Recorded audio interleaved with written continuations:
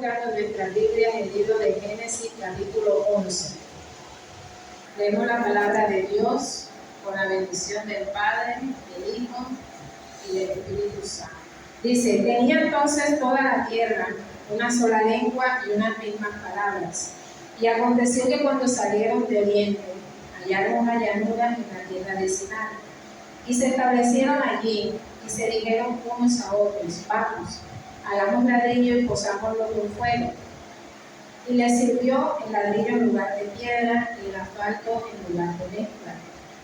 Y dijeron: vamos, edifiquémonos una ciudad y una torre cuya cúspide llegue al cielo, y hagámonos un nombre, por si fuéramos esparcidos sobre la faz de toda la tierra. Y descendió Jehová para ver la ciudad y la torre que edificaban los hijos de los hombres. Y dijo Jehová: he aquí el pueblo es uno, y todos estos tienen un solo lenguaje, y han comenzado la obra, y nada les hará desistir ahora de lo que han pensado hacer. Ahora pues descendamos y confundamos allí su lengua, para que ninguno entienda el habla de su compañero. Así los esparció Jehová desde allí sobre la faz de toda la tierra, y dejaron de edificar la ciudad. Por esto fue llamado el nombre de ella Babel, porque allí confundió Jehová el lenguaje de toda la tierra, y desde allí los esparció sobre la faz de toda la tierra. Gloria a Dios. Se puede sentar. En esta mañana el Señor traía este mensaje a mi vida. Nosotros conocemos pues esta historia, sabemos que Dios allí confundió la lengua de este pueblo, pero algo que resaltaba el Señor al leer este pasaje era la unidad que había en este pueblo. Estas personas eran como uno solo, amén. Y tanta fue la unidad y la perseverancia que había en medio de este pueblo, que ellos decidieron un día edificar esta torre. Este era un proyecto no cualquiera, porque dice aquí la Biblia de que ellos querían una torre cuya cúspide llegara al cielo. O sea, era un proyecto bien ambicioso, que no era fácil, de que quizás les iba a tomar mucho tiempo, amén. Pero vemos también que el Señor reconoce que esta unidad que había en estas personas podía llegar a ser capaz de culminar esta obra. Y ahí vemos que el Señor desciende para ver lo que estaban haciendo estas personas. Lo curioso de este pasaje es que nosotros vemos todo lo que ellos hacían. Era una labor ardua, no era una tarea fácil, porque ellos allí estaban de pronto proyectando hasta materiales que quizás no eran los adecuados, pero que les servían para el proyecto que ellos tenían.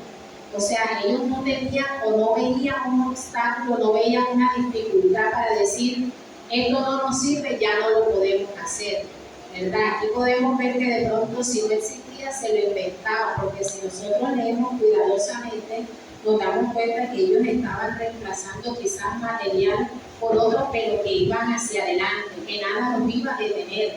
Y así lo reconoce el mismo Señor en la Escritura. Dice que nada dejaría de existir de esto, porque este pueblo había propuesto y resuelto hacer este proyecto y llevarlo a cabo hasta el final. Entonces aquí donde el Señor de pronto me hace ver el poderío que tiene cuando un pueblo es unido, cuando un pueblo persevera sin mirar obstáculos, sin mirar dificultades, lo que puede llegar a alcanzar un pueblo unido, lo que puede llegar a realizar un pueblo cuando se hace uno solo. Gloria al Señor. Entonces, este pasaje me llevaba al título de ¿qué hace descender la gloria? Una de estas cosas vemos que quizás Dios no estaba de acuerdo con este proyecto que ellos tenían. Y es donde el Señor desciende, dice la Escritura, para confundir sus lenguas y que hasta ahí llegara. Porque todo lo que muchas veces nosotros tenemos en nuestros corazones propuesto hacer, no siempre es la voluntad de Dios. Y a este pueblo poco le interesaba si Dios estaba de acuerdo con esto o no. Simplemente ellos un día se levantaron con ganas de ser quizás un pueblo que fuera un punto de referencia que todos admiraran por esa grande proeza, porque no era cualquier cosa lo que ellos estaban realizando. Y ellos querían ser reconocidos en toda la tierra por semejante proeza, ¿verdad? En ellos no estaba quizás hacer eso de pronto con un propósito bueno, sino que vemos que este proyecto que ellos realizaban era para su ambición, era para su gloria, menos para la de Dios. Y Dios dijo, no, estas personas están propuestas a hacer, lo van a hacer y nada dejará de existir. Entonces me toca intervenir y confundir sus lenguas. Y eso fue lo que terminó sucediendo. Entonces aquí encontramos, hermanos, el poderío que hay cuando un pueblo se hace uno solo, lo que puede llegar a realizar. Y esto me llevaba también al libro de Hechos, capítulo 2, vamos a estar buscando. Libro de Hechos, capítulo 2, versículos de 1 al 4. Gloria a Jesús. Hechos, capítulo 2, versículos de 1 al 4. A veces estos pasajes, hermanos, nosotros los leemos por leer, pero no nos detallamos, no nos analizamos estas escrituras que nos enseñan tantas cosas. Hechos 2, del 1 al 4. Dice, cuando llegó el día de Pentecostés, estaban todos unánimes juntos, y de repente vino del cielo un estruendo como de un viento recio que soplaba, el cual llenó toda la casa donde estaban sentados. Y se les aparecieron lenguas repartidas como de fuego, asentándose sobre cada uno de ellos. Y fueron todos llenos del Espíritu Santo y comenzaron a hablar en otras lenguas según el Espíritu les daba que hablasen. Aquí vemos otra intervención de parte del Señor, precisamente porque había un grupo de personas, que eran los apóstoles, que estaban esperando la promesa de parte del Señor. Pero ¿de qué forma estaban esperando ellos ver cumplida esa promesa? Dice que cuando llegó ese día estaban todos unánimes, que estaban todos juntos. Amén. Entonces aquí podemos ver la capacidad del poder que hay cuando las personas, cuando el pueblo de Dios, y no solamente el pueblo, puede ser un país, puede ser una ciudad, puede ser un departamento, donde hay un grupo de personas y se ponen de acuerdo en algo, 100% el resultado va a ser o positivo o va a ser negativo. En el caso de la Torre de Babel, el propósito no era bueno de parte de Dios y le tocó intervenir en el asunto. Aquí el día de Pentecostés fue un propósito que fue voluntad del Señor. Y al ellos estar unánimes, unidos, juntos, allí descendió la gloria de Dios y fueron llenos del Espíritu Santo. Entonces ratificamos una vez más, hermanos, la importancia del estar unánimes, del estar de acuerdo en todas las cosas. Y esto nos llevaba también al diluvio. En Génesis capítulo 6, versículo 18. Génesis capítulo 6, versículo 18. Dice, mas estableceré mi pacto contigo y entrarás en el arca tú, tus hijos, tu mujer y las mujeres de tus hijos contigo. Gloria al Señor. En el capítulo 7:1 dice, dijo luego Jehová a Noé, entra tú y toda tu casa en el arca, porque a ti he visto justo delante de mí en esta generación. Aquí vemos en este episodio donde habla del diluvio, donde habla de un hombre varón justo, dice la Biblia que fue Noé. Pero aquí podemos ver un ejemplo vivo de unidad. Yo no me imagino, hermano, que Noé construyó el arca solo. Tuvo que tener la ayuda de sus hijos para lograr este megaproyecto, como el que estaban haciendo en la Torre de Babel. Para un proyecto de esta magnitud se necesitan varios obreros. Gloria al Señor. Y aquí en el diluvio, al realizar el arca, pues Noé, siendo el hombre que era, la edad que tenía, pues no lo iba a poder lograr solo, sino era con su familia.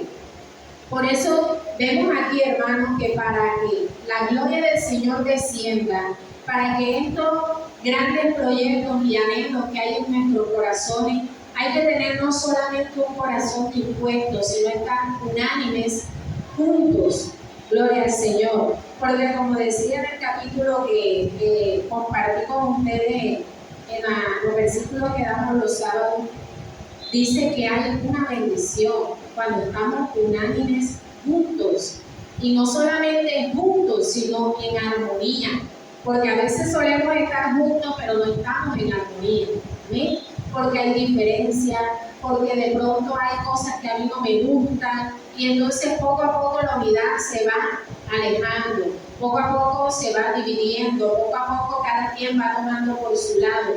Y dejamos de lado que esto es realmente el propósito de Dios. Dios quiere bendecir a su pueblo, pero quiere que su pueblo aprenda a ser un pueblo unido, un pueblo que esté de acuerdo en todas las cosas. Gloria al Señor. Es como nosotros como padres de familia, cuando tenemos distintos hijos, nosotros amamos cuando nuestros hijos se llevan bien, tienen una buena relación, cuando se ayudan entre ellos. Eso es un regocijo para nosotros. Pero es triste cuando nosotros como padres vemos que los hijos están divididos, que de pronto ninguno es perfecto, pero el día que uno se porta bien, el otro se porta mal. El día que el otro se porta mal, ya se porta bien y el otro termina portándose mal. Entonces hay una división ahí, y así pasa en el pueblo del Señor también. El Señor quiere un pueblo no solo dispuesto, sino unido, que estén unánimes, juntos y que estén en armonía. Esto nos enseña este pasaje de la Biblia. Si Noé no hubiese estado en acuerdo con sus hijos, no hubiese tenido esa armonía entre ellos, quizás Noé no hubiese podido entrar solo, no hubiese podido entrar con sus hijos, le hubiese tocado entrar solo con los animales. Amén. Pero para lograr este propósito de parte de Dios, ellos tenían que estar unidos, ellos tenían que estar de acuerdo. Entonces aquí vemos que la familia de Noé eran como uno solo. Ellos resaltaban de entre la multitud, y fíjense al punto de que fue la única familia que fue salva en el diluvio, porque no quedó rastro alguno de otro ser humano, sino Noé y su familia. Amén. Entonces, en contraste a esto, vemos el pasaje de Sodoma y Gomorra, donde es otra cosa muy distinta. Cuando no hay unidad, cuando no se está de acuerdo en las cosas, las consecuencias pueden cambiar de bien a mal. En la Torre de Babel les tocó ser dispersos todos. ¿Por qué? Porque estaban juntos en un propósito que podían llegar a alcanzar, pero que no era de parte de Dios. Y la consecuencia fue ser dispersos, porque Dios dijo: no, Señor, esto no es lo que yo quiero. Ustedes están haciendo las cosas a su parecer, pero no es mi propósito ni mi voluntad. Y en Sodoma y Gomorra vemos exactamente que pasa algo parecido a lo de Noé, pero totalmente opuesto en su resultado. Y nos vamos al libro de Génesis, capítulo 19, versículos 26 al 38. Dice: entonces la mujer de Lot miró atrás, a espaldas de él, y se volvió estatua de sal. Eso fue una de las consecuencias, porque ella quizás no quería salir de Sodoma y Gomorra, ya de pronto se había adaptado allí, o quizás ella había dejado algo allí en Sodoma y Gomorra que no quería ser salva a ella, sino que dejó algo que todavía ella quería rescatar de allá. Pero la orden, ¿cuál fue? Que salieran de ese lugar y que no miraran atrás. Entonces ahí vemos que por más que Lot quería que él y su familia no perecieran junto con este pueblo de Sodoma y Gomorra, le tocó a un miembro quedar atrás por su desobediencia, por no estar de acuerdo con la orden que le fue dada a esta familia completa. Porque él le dijo a Lot, y Lot quizás quiso rescatar a sus yernos, pero los yernos no escucharon. Entonces aquí vemos, hermanos, que aunque Dios ama la unidad, aunque Dios ama que se esté en armonía, Dios no es permisivo con el pecado. Amén. porque quizá él se hubiese quedado allí toda la noche hasta lograr que su yerno lo escuchara para que también fueran salvos junto con ellos y no perecieran en ese lugar. Pero vemos que el ángel los toma de la mano y los saca, porque él quería sacar a todos los miembros de su familia de allí. Pero el ángel, dice la escritura, y si usted lo lee desde el versículo 26 al 38, allí usted se da cuenta que el ángel los toma de la mano, como diciendo, no pueden seguir buscando porque ya ellos no quieren, no están de acuerdo con lo que ustedes van a hacer, porque les parece que es locura. Ellos se burlaban de él, pensando de que estaban locos, de que iba a llover fuego del cielo y iban a ser destruidos. Entonces el ángel los toma y les toca sacarlos. Aún así el corazón de la mujer de Lot queda allí, quizás preocupada o quizás arraigada a algo en ese lugar que la hace mirar atrás, ¿verdad? Entonces ahí vemos la consecuencia de cuando no se está de acuerdo en algo. Si ella sabía que esto era algo realmente de importancia, que estaban entre la vida y la muerte, y aún así ella decide desobedecer y mirar atrás, allí vemos la primera consecuencia. La segunda, el Señor les da una orden muy específica a ellos y le dijo que salieran y corrieran al monte. Con todo esto Lot dice, no Señor, porque él piensa que no puede lograr llegar hasta allá. Y le dice, Señor, yo no podré llegar, déjame a esta ciudad pequeñita llegar aquí. Entonces ahí vemos, hermanos, que Dios sabe siempre lo que es mejor para nosotros. Pero cuando nosotros no nos dejamos guiar del Señor, no nos dejamos enseñar, no aprendemos a escuchar a aquellos que de pronto tienen quizás la capacidad de discernir las cosas y no nos ponemos de acuerdo entre nosotros, hermano, lo más probable es que el pecado esté a la puerta. El Señor, la orden que dio fuera que llegaran al monte, pero él ya puso el primer obstáculo, que él no podría llegar hasta allá. Sin embargo, nosotros leemos detalladamente la historia de Lot y nos damos cuenta que el ángel dice que él ha escuchado su súplica, porque Dios es misericordioso. Aunque nosotros seamos tercos y testarudos, Dios siempre en su infinita misericordia, que no es igual a la de nosotros, el Señor va a la voluntad permisiva. No su voluntad perfecta, sino a la permisiva. Te lo voy a permitir aunque no estoy de acuerdo. Esa es la voluntad permisiva de Dios. Entonces el ángel le dijo, bueno, ve allá a la ciudad, porque no podré hacer nada hasta que llegues allá. Entonces, ¿qué podemos aprender nosotros aquí, hermano? Que si él llegaba hasta el monte, como era la orden de Dios, el ángel tampoco podía hacer nada hasta que él llegara allá. Porque precisamente lo que Dios quería era evitar un daño para él y su familia. ¿Qué le tocaba hacer a Lot? Obedecer, llegar hasta la montaña, si fueran arrastras, pero obedecer. Miren la importancia que es obedecer, la importancia que es escuchar. Pero entonces él dice, no, déjame ir a la ciudad. Sodoma y Gomorra eran unas ciudades pecadoras, y no solamente estas, sino que ya estaban contaminadas las que estaban alrededor. Y esta ciudad pequeña tampoco era un pan de Dios, porque esta ciudad también iba a perecer. Si ustedes detallan esta historia de Lot, se dan cuenta que esa ciudad también iba a ser alcanzada por la destrucción de Sodoma y Gomorra. Pero no lo es, ¿por qué? Porque él precisamente dice, Señor, déjame llegar hasta allí, porque él consideraba que no iba a lograr llegar hasta la montaña. Entonces, bueno, lo deja. ¿Qué pasa allí? Dice la escritura de que Lot tiene miedo. ¿Pero por qué tiene miedo? Porque también estaba en una ciudad que no era una perita dulce. Entonces él sale de esa ciudad y se mete en una cueva. No coge al monte donde Dios lo había mandado, sino que va y se mete en una cueva, y ahí es donde pasa lo que nunca debió haber pasado.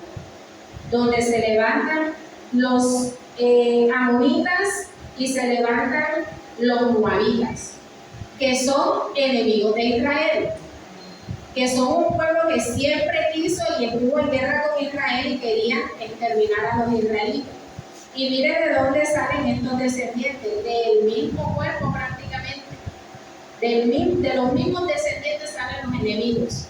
Hermano, fue una cosa que se pudo haber evitado.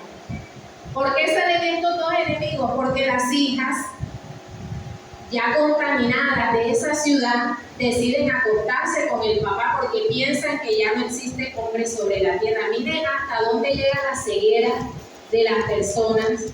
Si solamente esas ciudades fueron destruidas, a ellas se les olvidó que existían otros pueblos a los alrededores, se les olvidó que tenían a su tío en los alrededores cerca, que ya los habían rescatado de un secuestro, porque ellos habían sido secuestrados y ya los había rescatado un secuestro. Entonces, ¿por qué las hijas de Lot se les olvidó esto? ¿Por qué pensaron ellas de que ya no podrían tener descendientes? Porque sus futuros esposos perecieron en Sodoma y porque la mamá había muerto por desobediente. Entonces, mira el contraste que hay entre la familia de Noé y la familia de Lot. Gracias a Dios, la familia de Noé fue una familia unida, fue una familia que estuvieron de acuerdo en semejante proyecto que fue el arca. Porque esa tarea solita no se pudo hacer por mano de Noé. Le hubiese tocado durar muchísimos más años de lo que le costó terminarlo. Pero ahí había mano de obra de sus hijos también, a diferencia de la familia de Lot. Entonces, miren lo que es no estar de acuerdo en las cosas. Lo que es cuando yo pienso una cosa y obedezco, pero los demás no quieren obedecer.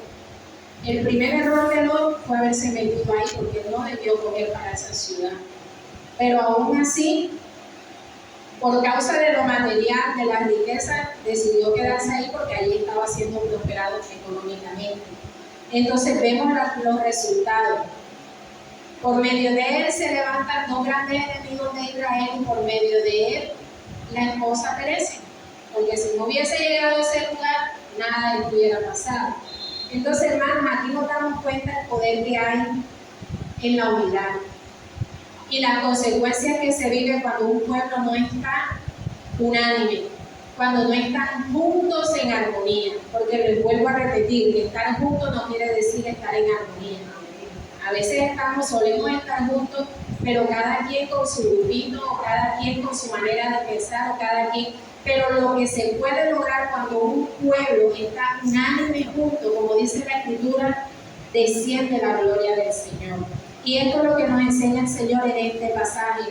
Otro ejemplo que me daba el Señor a mí era lo de Sadrac, Mesach y Abednego, que lo encontramos en el libro de Daniel, capítulo 3, versículo 28 al 30.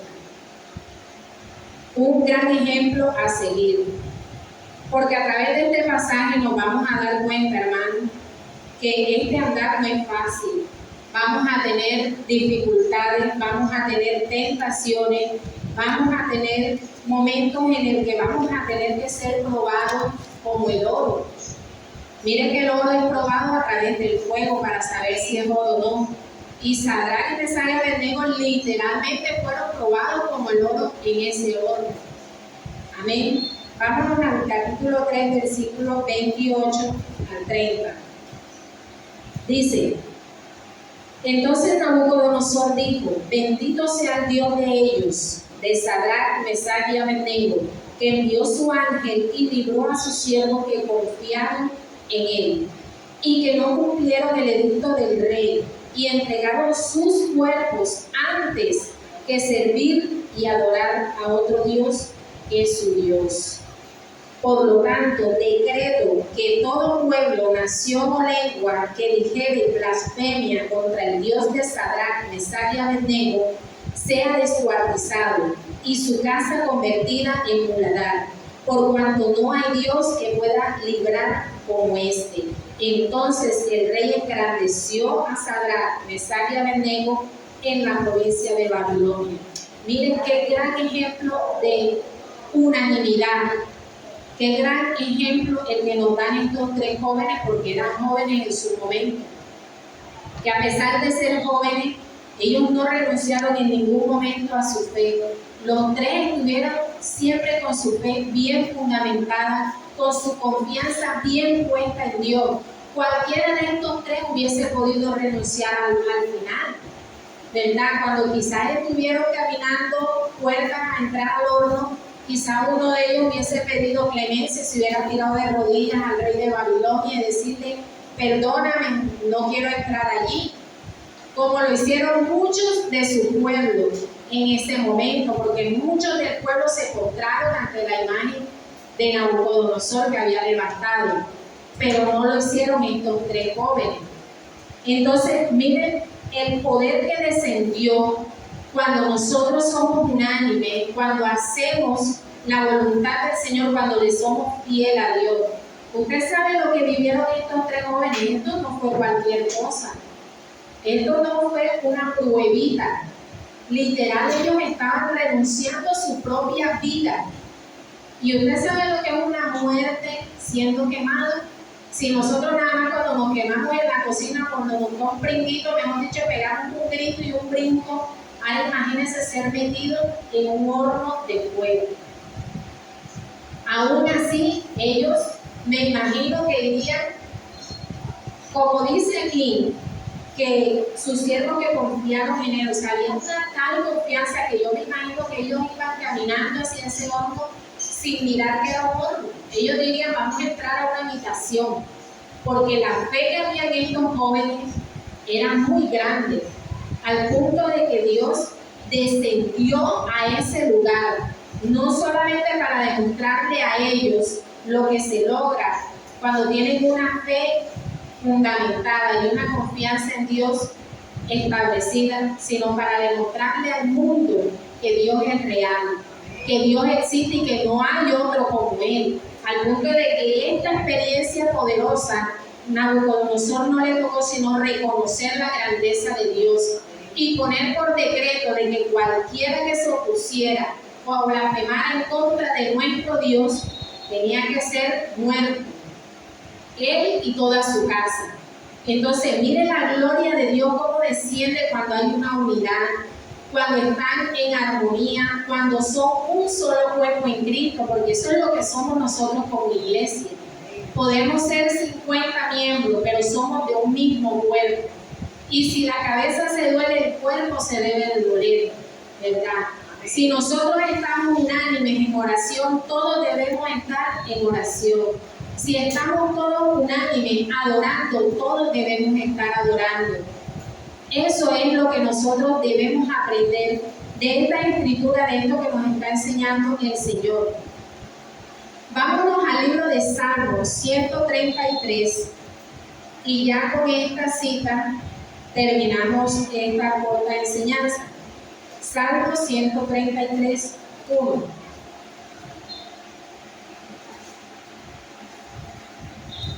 Salmo 133, 1 dice: mirad cuán bueno y cuán delicioso es habitar los hermanos juntos en armonía. Es como el buen óleo sobre la cabeza, el cual desciende sobre la barba de Aarón, y baja hasta el borde de sus vestiduras, como el rocío de Hermón, que desciende sobre los montes de Sión, porque allí envía Jehová bendición y vida eterna. Esto es un cántico de David.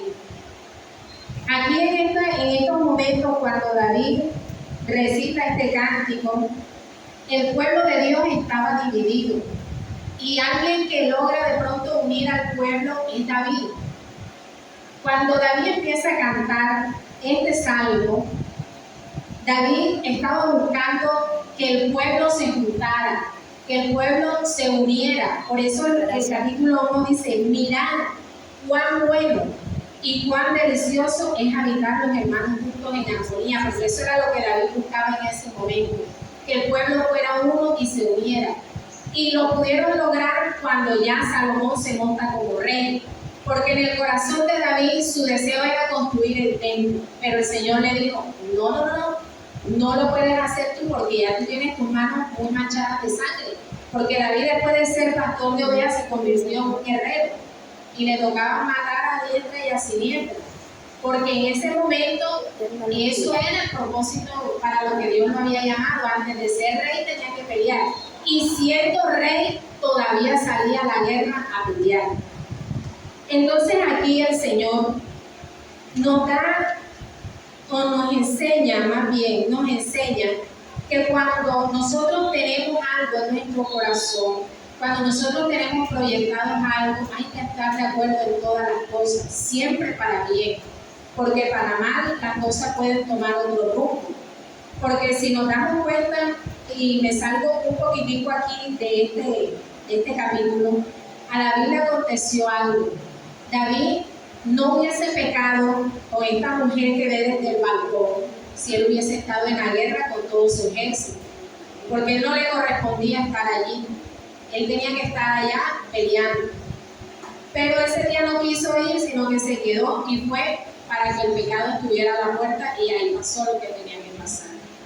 Entonces, mire, cuando nosotros nos desviamos de lo que es correcto, si David hubiese estado luchando y combatiendo como siempre lo solía hacer, pero cuando nosotros decidimos muchas veces darnos un descanso, porque yo siempre estoy ahí, a mí siempre me toca, y si yo no lo hago no hay nadie, entonces voy a dejar que entonces los otros hagan, y entonces decidimos darnos un descansito, y mire lo que le pasó a David.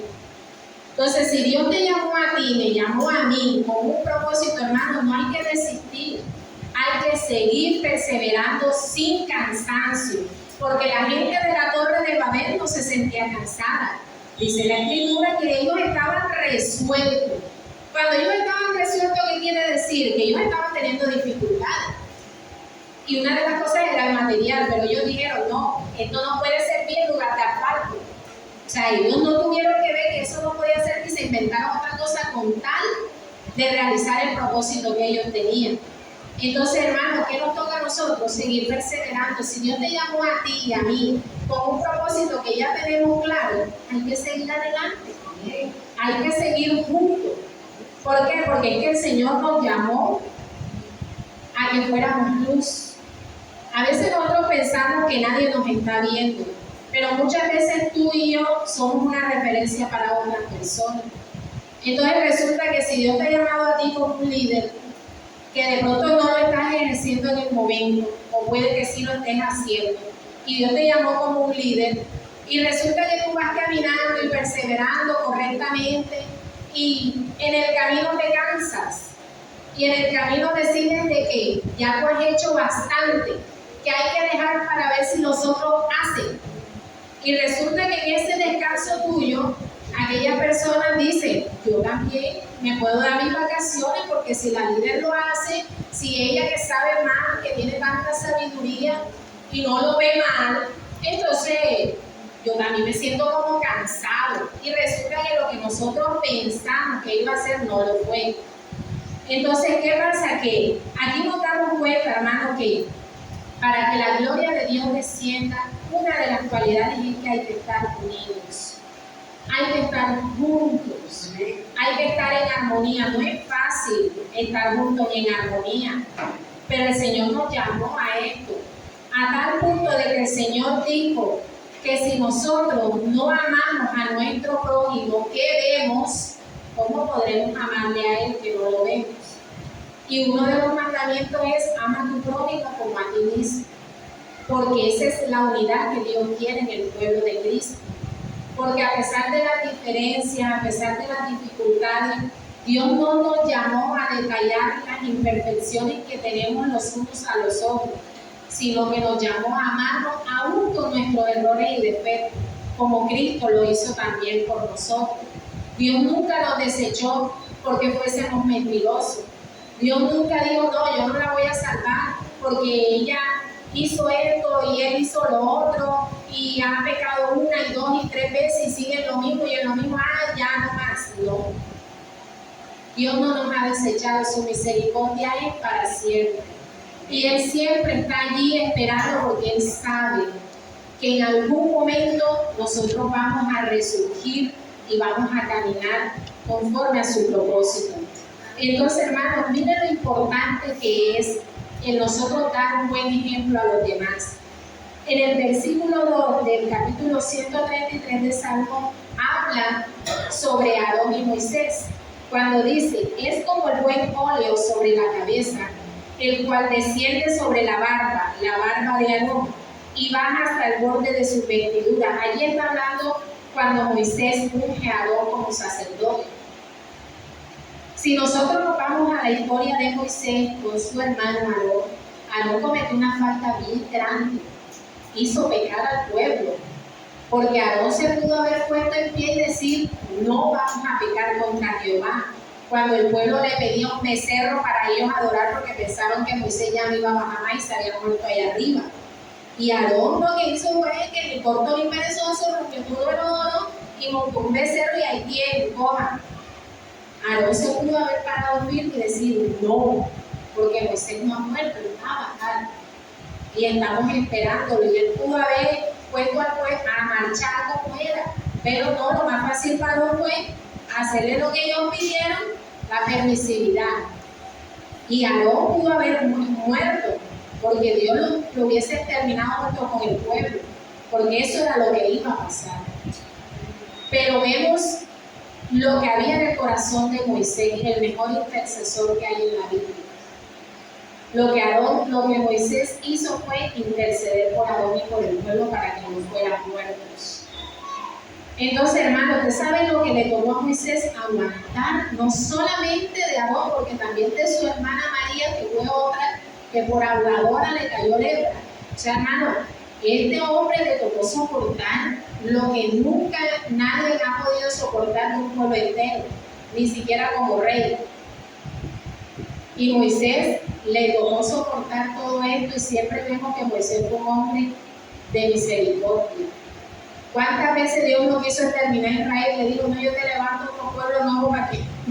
Y Moisés siempre, no, Señor, ¿cómo vas a hacer esto? Mira que tanto que hemos pasado. Y entonces ahí vemos la misericordia de Dios. Entonces eso es lo que el Señor busca, hermano. Que nosotros realmente pensemos en cómo nosotros estamos llevando el Evangelio de Cristo en nuestras vidas, en nuestra familia y en la congregación. Si en realidad nosotros estamos habitando juntos y en armonía.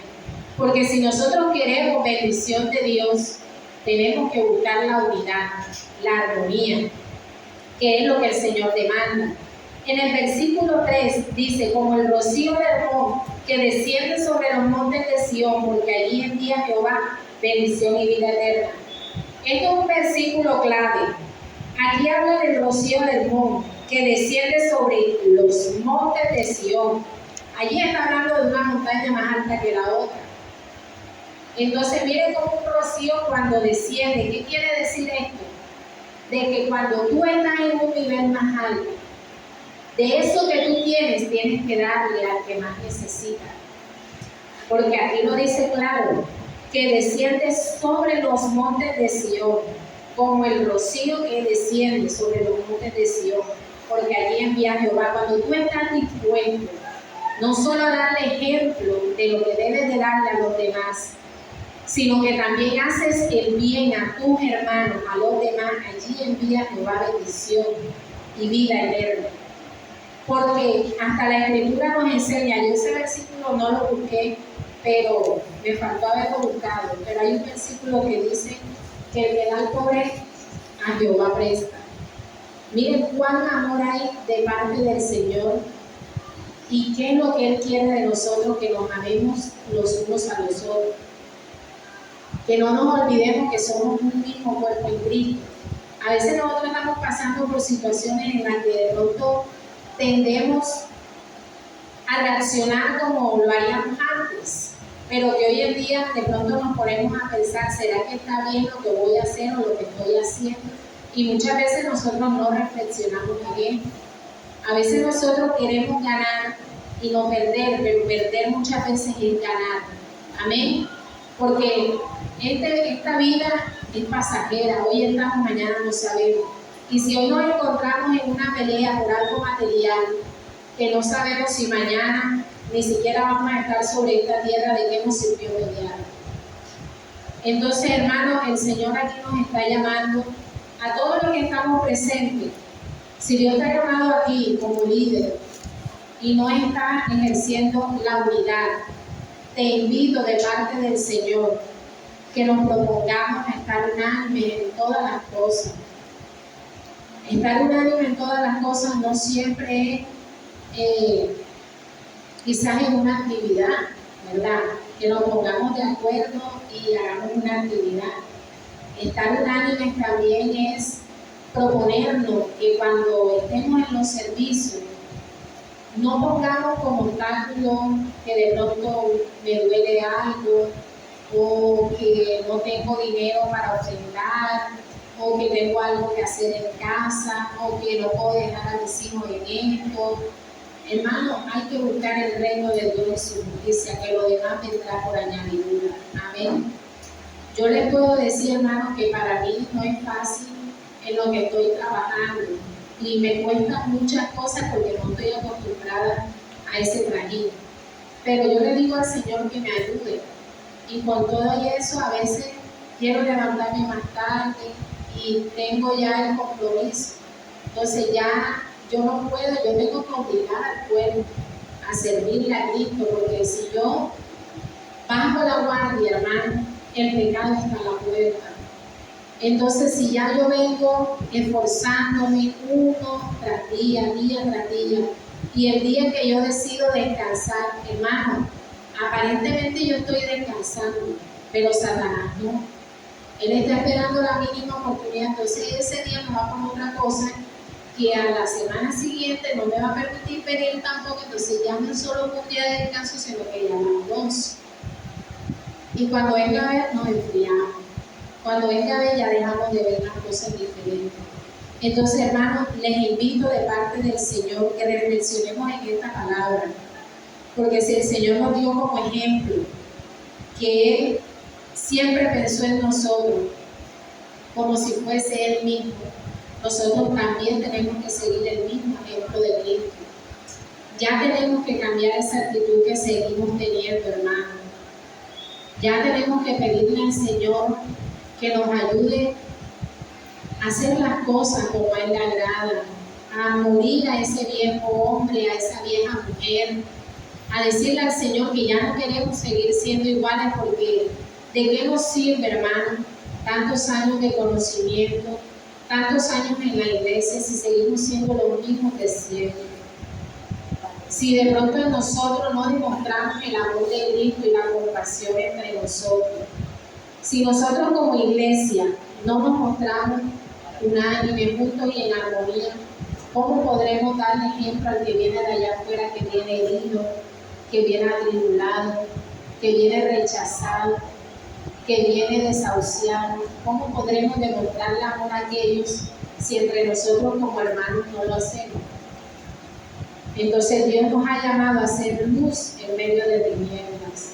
Gloria al Señor. Vamos a estar poniéndonos en pie, vamos a darle gracias a Dios por esta palabra.